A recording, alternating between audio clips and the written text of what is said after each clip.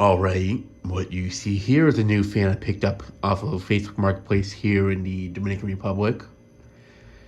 This is a Oriental industrial ceiling fan.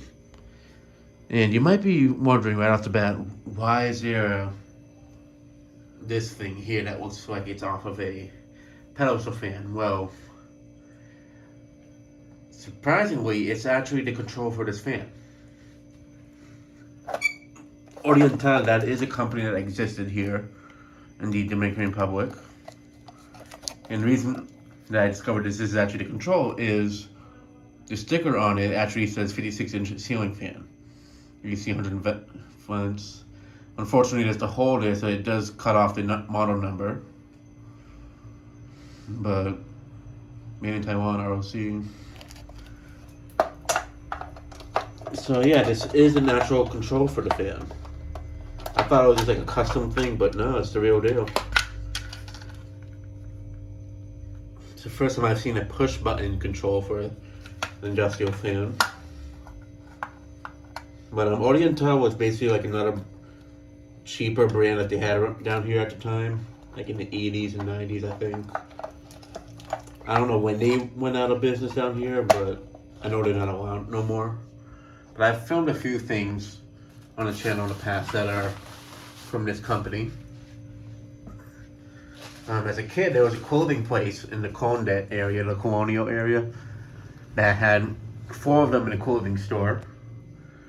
And the one that I filmed that has noisy bearings, they basically, it was those models, but on the center of them, they actually had the logo of this in the center, like the KDKs do. And I'm actually wondering if that's what would have been here, since this is the one that's been repainted. I am going to strip it down because I actually am curious. I mean, whether it's ruined or not, I'm not too sure, but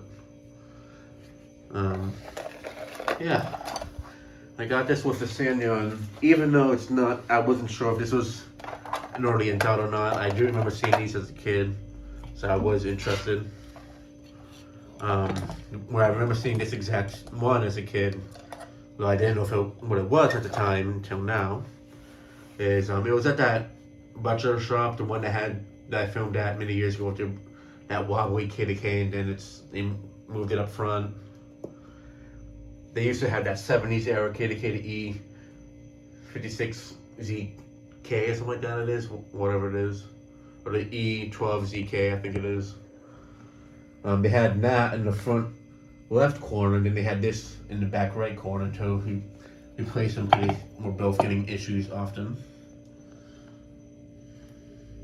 But yeah, this was the other one. But the blades on the one that he had there were painted like a brownish color. And I always remembered it being that fan that looked like a New Tone Pro line, but it had like the universal looking canopy, muscular beast canopy and such, and it didn't have a bottom level canopy. But yeah, I'm looking down here and I don't see any areas where it looks like there would have been stickers with any information, unfortunately. I could be mistaken. Maybe if I strip out the fan, I might find something. But since it's under control, that's why I doubt it. I don't know what this thing is here, but I do know that's not original. And it has actually a pretty strong capacitor to it. It's like a 7 UF one, I think it is.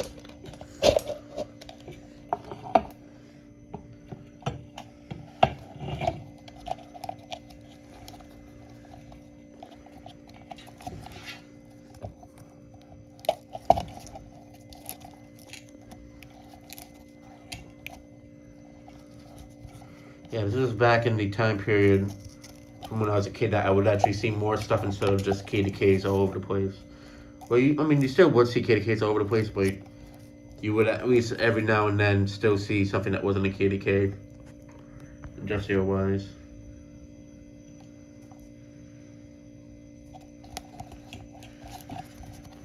I'm not sure how old it is, but it has to be from at least the 80s or 90s.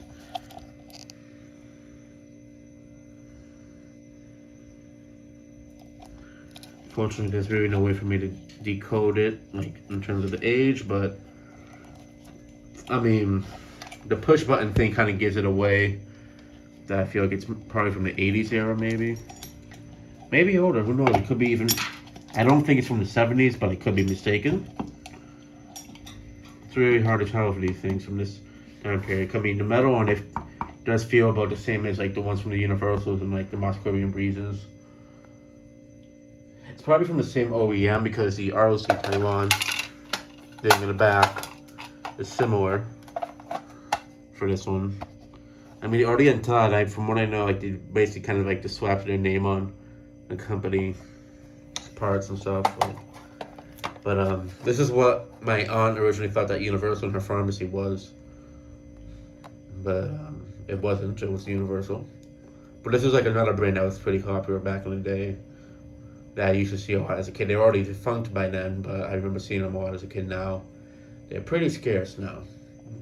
There was a few models I've seen of them. This, which I now know is an Oriental. There was one at L&R that basically looked like a Westinghouse industrial thing of sorts.